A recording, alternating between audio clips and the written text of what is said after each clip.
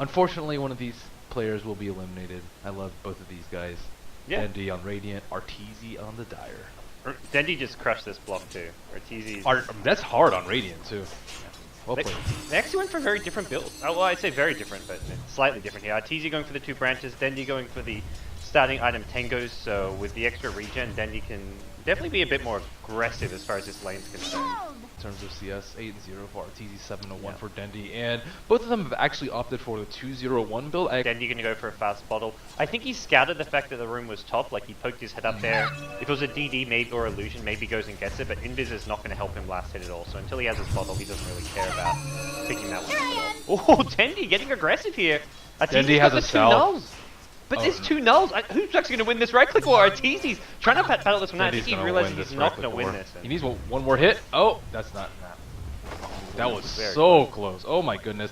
But Puck, he does have the upper edge, or sorry, Dendi has the upper edge with the self, and I think he's trying to use that. Farm creeps. He's never going to kill Dendi's the problem. That's it. He doesn't have that much more base damage though. 81 versus 70. That's not that much more. The 1 null advantage. Arteezy now gets his bottle, so he's going to bring his bottle out. He can bottle crow as much as he wants. He gets a 3rd point in the orb. We're not seeing any waning rift yet though, which is surprising.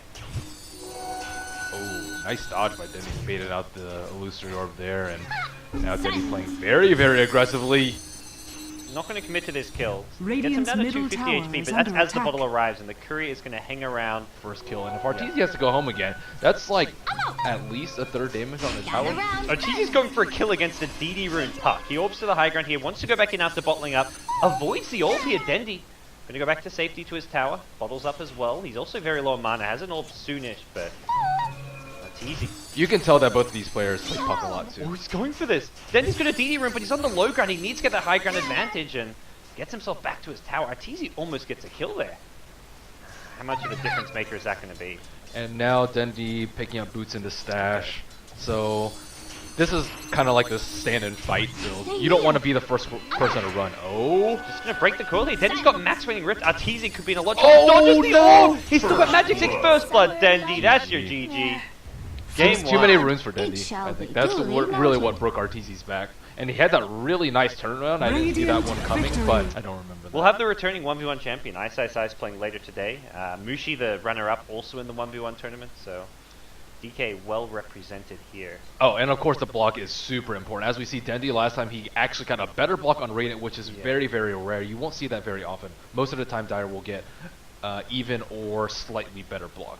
Well, Arteezy, I mean, he invented the Arteezy block, but Dendi made that one of those. There was an amazing video all about blocking back in Dota 1 when he did like how to play SF kind of video. So we'll see how the start get things going here. And Shadow Strike level 1 from Arteezy for Dendi has not actually skilled anything up just yet. Dendi's got Shadow Strike and 2 creeps on him. This is a lot of damage.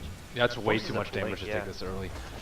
Dendi, if he really wanted to go with a blink build, he should have just blinked as soon as he saw the Shadow Strike or heard it in his, and then just dodged it. And then you can actually win this slight war of attrition doing that. But you have to be very, very quick about blinking. You can even blink forward, actually. It's not the worst idea in the world as long as you do dodge a Shadow Strike. But Dendi is on his own hill, and he will have the protection of that. So Arteezy can't put out further aggression. And he knows he's a little bit behind and will ferry himself over a flask.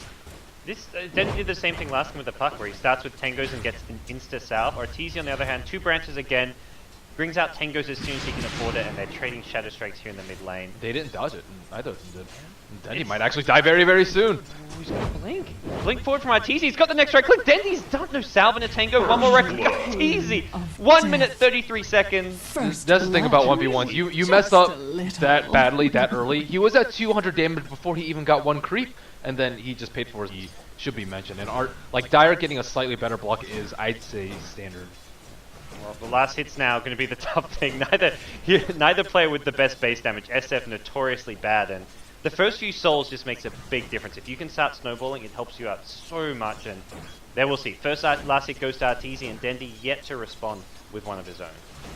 And both players are actually very good about manipulating the creeps too. You'll see Arteezy drag the melee creeps very, very often to make it a little bit easier for him. And Arteezy does have better positioning because he does have that better block.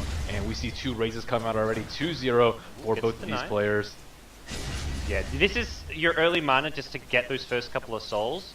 just so you don't fall behind. Probably well. But at the same time, there's a fine balance because you may be punished for it at level 3 and level 5. If you don't have mana. Yeah, if you don't have enough mana, because the player that has the edge early, you generally want to zone them out with a max range raise, and then you just keep trading max range rages. You get one max range off, and then they have to back off, and you just keep wearing them down that way. Especially when you don't have bottles, but before they have bottles, you really want to get CS so you can get your bottles, so you won't be put in that position later.